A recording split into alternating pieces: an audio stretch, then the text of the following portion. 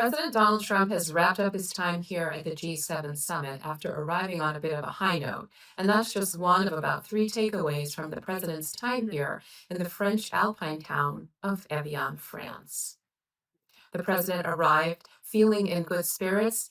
He had earned the support of his fellow G7 leaders for the tentative agreement that he struck with Iran to end the war. Just weeks ago, the president had been criticizing these very same leaders because they refused to join the United States and Israel in bombing Iran in order to get it to give up its nuclear ambitions.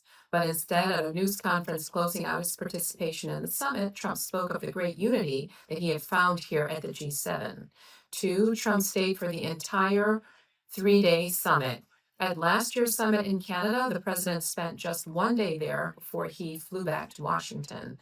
Part of the reason he stayed is that Macron invited him to a dinner after the summit at the opulent Palace of Versailles just outside of Paris. Trump said it himself, he's a fan of beautiful things, and he said he didn't have anything better to do anyway after the summit than fly back home to Washington. So he stayed. And three, Trump seems to have figured out who he'll blame if things with Iran don't work out according to his plan. Trump is famous for liking to take credit when things go well and avoiding blame when they don't. Vice President J.D. Vance has been instrumental in helping to negotiate the tentative agreement with Iran.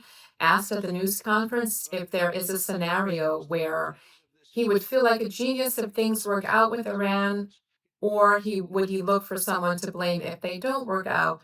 Trump responded that he liked the idea, that he would take the credit if things go well, but that if they didn't go well, he would blame JD, and that JD, quote, better be careful.